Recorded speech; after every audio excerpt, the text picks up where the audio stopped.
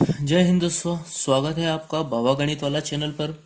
और बच्चों, हम कर रहे थे प्रैक्टिस टेस्ट पेपर सेट 2 किसका, मैथमेटिक्स क्लास 8th का, जिसमें हम 24 क्वेश्चन तक कर चुके थे। अब हम करने जा रहे हैं क्वेश्चन नंबर 25, जो आपकी स्क्रीन पर ये रहा। देखिए क्वेश्चन क्या है कि इन अ बिल्डिंग, एक बिल्डिंग है, दी आर 18 सिलेंड्रिकल पिलर। अब क्या है, उसमें 18 सिलेंड्रिकल पिलर्स है ना। And the radius of each pillar is 35 centimetre and height is 5 metre. उसकी रेडियस कितनी है बच्चों, 35 सेंटीमीटर है, और हाइट कितनी है, 5 मीटर है। तो हमको क्या फाइंड करना है, total cost of painting the curve surface area. ठीक है, तो अब देखो जरा, हम आगे ले चलता हूँ, मैं थोड़ा सिंपल भाषा में आपको समझाता हूँ। सबसे पहले हम देखते हैं कि कोई बिल्डिंग में सिलेंड्रिकल पिलर होता है तो एक सिलेंडर जैसा दिखता है बच्चों। किसके जैसा दिखता है, एक सिलेंडर जैसा। ये इस तरीके से सिलेंड्रिकल पिलर है, खंबा है। ठीक है, तो बच्चों ये खंबे की क्या हो जाएगी, ये खंबे की हाइट हो जाएगी। ठीक है, और ये हाइट कितनी दी हुई है बच्चों, तो ये हाइट दी है 5 मीटर दी है। ठीक है, अब ये हमारी क्या हो जाएगी, यहाँ से यहाँ तक इसकी रेडियस हो जाएगी। क्या है बच्चों, रेडियस। और रेडियस इन्होंने कितनी दी हुई है, 335 सेंटीमीटर। ठीक है, 35 सेंटीमीटर दी है। तो अब हमको क्या निकालना है, इसका कर्व सरफेस एरिया। तो इसका मतलब क्या है बच्चों, कि खंबे को इस तरीके से पुताई करेंगे। ठीक है, पेंट करेंगे। ठीक है, तो उसको पेंट करने का खर्चा कितना है बच्चों, मतलब अगर मैं 1 मीटर स्क्वायर जितना पेंट करता हूं तो मुझे 9 रुपए खर्च करने पड़ते हैं। कितने खर्च करने पड़ते हैं बच्चों, 9 रुपए खर्च करने पड़ते हैं। ठीक है, तो हमको क्या निकालना है, सबसे पहले इसका कर्व सरफेस एरिया निकालना पड़ेगा। क्या निकालना पड़ेगा, कर्व सरफेस एरिया निकालना पड़ेगा। तो कैसे निकालेंगे, तो जरा देखते हैं। सबसे पहले जो गिवन डेटा है उसको लिखते हैं बच्चों। क्या लिखते हैं, गिवन डेटा को लिखते हैं। तो सबसे पहले लिखते हैं गिवन दैट। भाई हमको क्या गिवन है, तो यहां लिखते हैं रेडियस ऑफ सिलेंडर। तो हमको सिलेंडर की रेडियस कितनी दी है बच्चों, आर बराबर दी है 35 सेंटीमीटर। ठीक है, अब बच्चों एक बात ध्यान रखना कि यहाँ पर रेडियस सेंटीमीटर में दी है, हाइट मीटर में दी है। तो हम क्या करेंगे, अब ये दोनों तो अलग अलग यूनिट में है, तो हम क्या करेंगे, हम सेंटीमीटर को किस में बदल देंगे, हम मीटर में बदल देंगे। तो 35 डिवाइडेड बाय 100 करेंगे तो किस में बदल जाएगा, मीटर में। सर ऐसा क्यों, क्योंकि बच्चों 1 मीटर में होता है 100 सेंटीमीटर, मतलब 100 सेंटीमीटर होता है। तो जब सेंटीमीटर को मीटर में बदलेंगे तो हमें क्या करना पड़ेगा, डिवाइड करना पड़ेगा। ठीक है, तो ये कितना आ जाएगा, 3.5 मीटर। ठीक, अब आगे बढ़ते हैं। यह क्या दिया है, हाइट ऑफ सिलेंडर। तो सिलेंडर की हाइट कितनी दी है, सिलेंडर की हाइट मतलब h, और सिलेंडर मतलब एक तरीके से सिलेंडर की जगह तुम पिलर भी लिख सकते हो। क्या लिख सकते हो बच्चों, यहां पर क्या लिख सकते हैं, पिलर। क्योंकि पिलर किसके शेप जैसा है, सिलेंडर के जैसा। ठीक है, तो यह हाइट कितनी है, 5 मीटर। अब हम जानते हैं कि सबसे पहले इसका निकालेंगे कर्व सरफेस एरिया, क्योंकि जो कर्व्ड सरफेस एरिया है, curved surface area of cylinder, बेटा इसका फॉर्मूला होता है 2πr/h। ये होता है फॉर्मूला।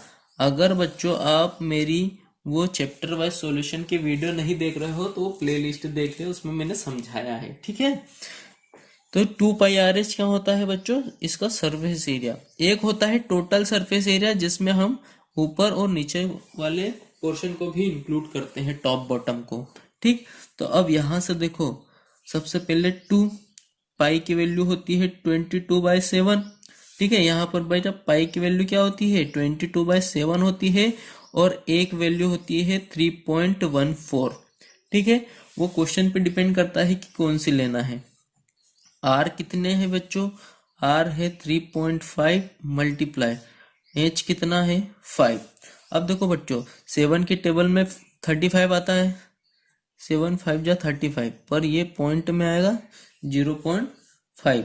ठीक है, कोई दिक्कत? बेटा देखो यहाँ पर है ना, हम इससे डिवाइड करेंगे तो 0.35 आएगा, सॉरी मिस्टेक हो गई। ठीक है, तो यहाँ पर 0.0, यहाँ पर आएगा 0.35, और जब इसको डिवाइड करूंगा तो कितना आएगा 0.05। ठीक है, कोई दिक्कत नहीं। ठीक, आगे बढ़ते हैं। अब इसका मल्टीप्लाई करूंगा तो 44, और ये आ जाएगा 0.25। ठीक, अगर मैं इसको मल्टीप्लाई करता हूं तो मुझे कितना मिलेगा, मुझे मिलेगा बेटा 11 मीटर स्क्वायर। ठीक है, यहाँ पर मल्टीप्लाई करके देख लेना इस तरीके से 0.25।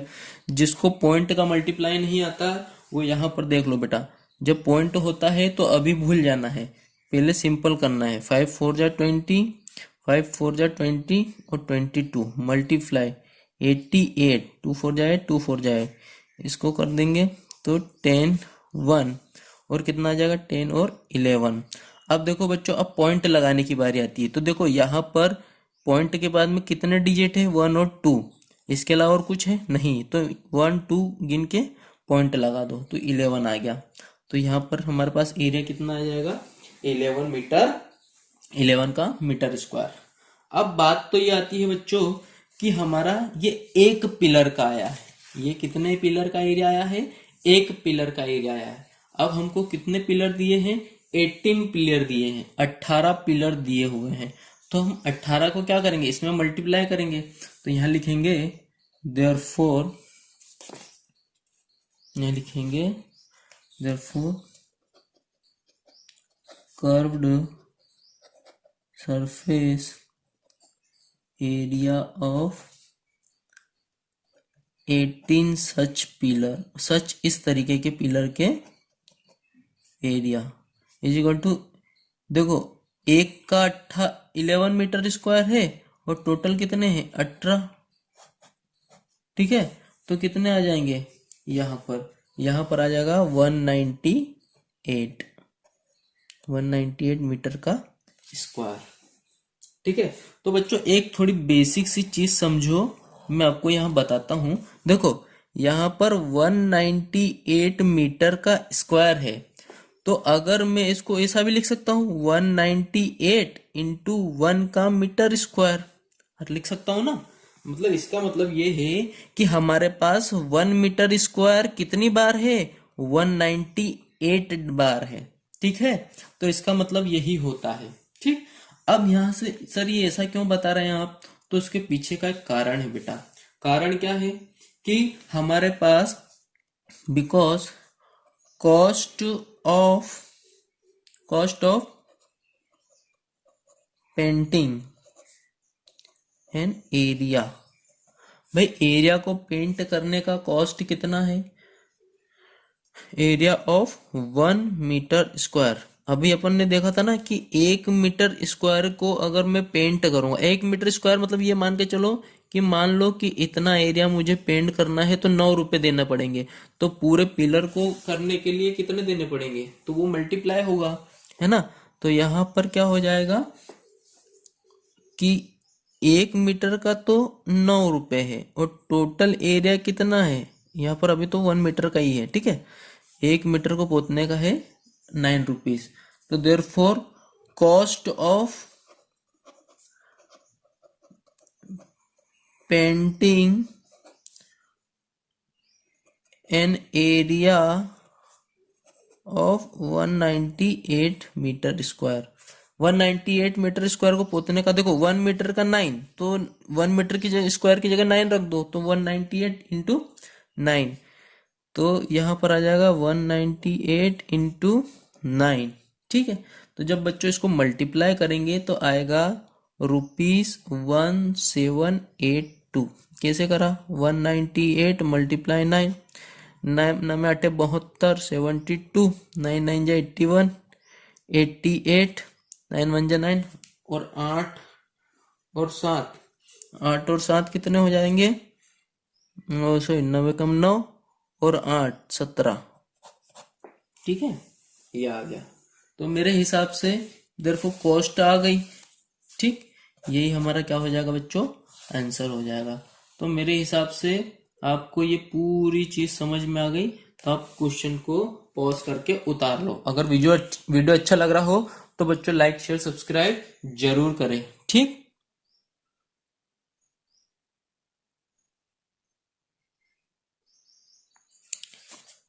चलिए बच्चों, अगला क्वेश्चन 26 आपकी स्क्रीन पर देखिए। थोड़ा क्वेश्चन को समझ लेते हैं। हमारे पास बच्चे क्लास 8th की मैथ्स की बुक है, ये क्वेश्चन में दिया हुआ है। ठीक है, और इसकी थिकनेस, जैसे मैं अगर बुक बनाता हूं तो हमारी मैथ्स की बुक ये इस तरीके से मैथ्स की बुक दी हुई है, और इसकी थिकनेस दी हुई है बच्चों। ठीक है, ये है इसकी क्या? थिकनेस। ये इसकी जो ये थिकनेस है ना, ये दी हुई है, कितनी है? 20 mm। कितनी दी है बेटा? 20 mm। और का मतलब होता है मिलीमीटर। क्या होता है? मिलीमीटर। अब इसके अंदर बच्चों पेज होंगे। ठीक है, इस तरीके से इसके पेज होंगे। तो अगर इस बुक का, ये मैथ्स की क्या है? Math book. ठीक है, और मैथ्स बुक की थिकनेस कितनी है? 20 mm। और इसका एक पेज, इस बुक का पेज है, उसकी थिकनेस कितनी है बच्चों? तो उसकी जो थिकनेस है, उसकी थिकनेस है 0.0016 सेंटीमीटर।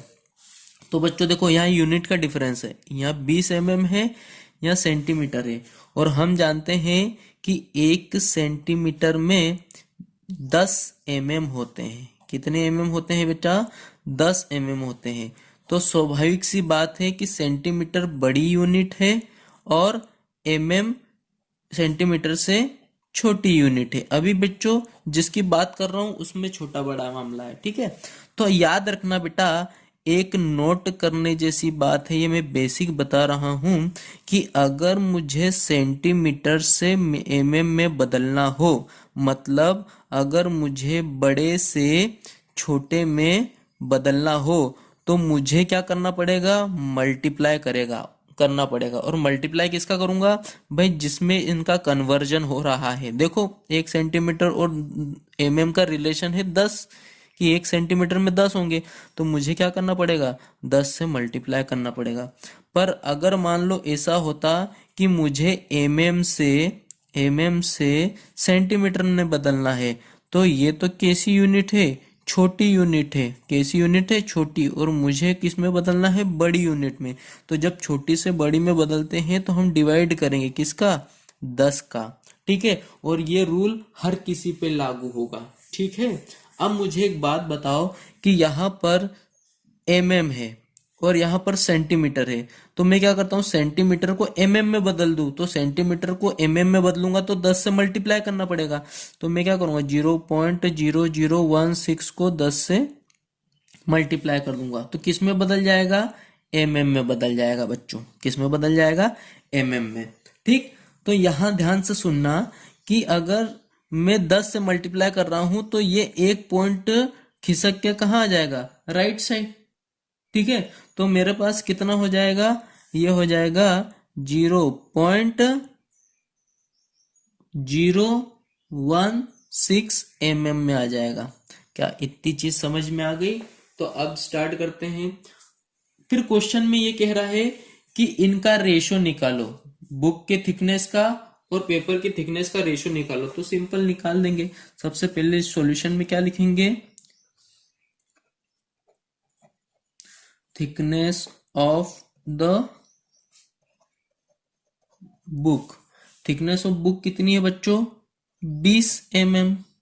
देखो यहां पर, ये रही। ठीक है, उसके बाद and thickness of the page. Page की थिकनेस कितनी दी है बेटा? 0.0016 mm में दी है, सेंटीमीटर में दी है सॉरी। तो इसको मैं mm में बदल दूं तो 0.0016 इंटू 10 तो किस में बदल जाएगी? mm में। और इसको फर्दर सॉल्व करूंगा आगे तो 0.016 कितना हो जाएगा? mm हो जाएगा। बात समझ गई? अब नाउ अकॉर्डिंग टू क्वेश्चन क्या कह रहा है? अकॉर्डिंग टू क्वेश्चन कि हमको रेशियो निकालना है, किसके बीच? कंपेयर करना है thickness of the book divided में थिकनेस ऑफ द पेज। ठीक है, जब भी क्वेश्चन में कंपेयर लिखा है तो कंपेयर किससे होगा बच्चों? रेशो से होगा। और रेशो क्या है? ये रेशो ही तो है। ठीक है, अगर मैं किसी चीज को a डिवाइडेड बाय b लिख रहा हूं, इसका मतलब क्या है? a रेशो b लिख रहा हूं मैं। ठीक है, तो यहां पर देखो बुक की थिकनेस कितनी है? बुक की थिकनेस है 20 mm और हमारे पास पेज की थिकनेस कितनी है? 0.016 mm। और याद रखना mm से तो mm कट जाएगा क्योंकि रेशो की कोई यूनिट नहीं होती। रेशो की कोई यूनिट नहीं होती। समझे कि नहीं बुझे? अच्छा, अब यहां से क्या करेंगे? इसको सॉल्व करने का तरीका आगे देखो। 20 डिवाइडेड बाय 0.016। अब जब बच्चों पॉइंट को मैं हटा दूंगा तो पॉइंट की जगह यहां पर ऊपर में मल्टीप्लाई में 1 लगा दूंगा और पॉइंट के बाद में कितने डिजिट है? 1 2 3। तो 1 2 3 3 डिजिट आ जाएंगे। तो फिर क्या हो जाएगा? ये बन जाएगा 20 मल्टीप्लाई 1000 डिवाइडेड बाय 16। आप 2 से डिवाइड कर दो, 2 10 जा 20, 2 8 जा 16, फिर 2 5 जा 10, 2 4 जा 8। ठीक है, ये हो जाएगा। फिर 2 5 जा 10, 2 2 जा 4, फिर 2 1 जा 2 और ये हो जाएगा 250। तो यहाँ कितना बचा? 5 मल्टीप्लाई 250। तो यहाँ पर क्या आ जाएगा? 1250। ठीक है, कोई दिक्कत? 1250 और डिवाइड में कुछ नहीं है, मतलब क्या है? 1 है। तो याद रखो बेटा यहां पर एक चीज कि ये क्या थी? Thickness of the book. और यहां डिवाइडेड में क्या था? Thickness of the page. अब बेटा देखो ये डिवाइड में है तो यहां मल्टीप्लाई में चले जाएगा। अरे बच्चा देखो ऐसा होता ना, a divided by b is equal to, अगर मान लो 3 है एग्जाम्पल, तो ये डिवाइड में है, इधर जाएगा तो किस में हो जाएगा? 3 मल्टीप्लाई b। तो इसका मतलब क्या है? ये हो जाएगा 3b। तो उसी तरीके से यहां पर ये कहाँ चले जाएगा? इसके मल्टीप्लाई में। तो क्या हो जाएगा? Thickness of the book is equal to 1250 multiply, यह क्या हो जाएगा? Thickness of the page. ठीक है, इसका मतलब क्या होता है? इसका मतलब बेटा ये है कि जो बुक की थिकनेस है वो पेज की थिकनेस से 1250 टाइम्स ज्यादा है, मतलब इससे 1250 गुना ज्यादा मोटी है। कौन? बुक। किससे? पेज से। तो आई होप समझ में आ गया होगा। तो इसी के साथ हमारा सेट नंबर 2 एकदम विधि विधान से क्या हो रहा है? एंड हो रहा है। अब नेक्स्ट लेक्चर में इसी तरीके से पेन पेपर पे आएगा सेट नंबर 3। अगर आपको इस पर पढ़ना अच्छा लग रहा है तो प्लीज लाइक, शेयर और सब्सक्राइब जरूर करें। मिलते हैं अगले लेक्चर में। जय हिंद बच्चों।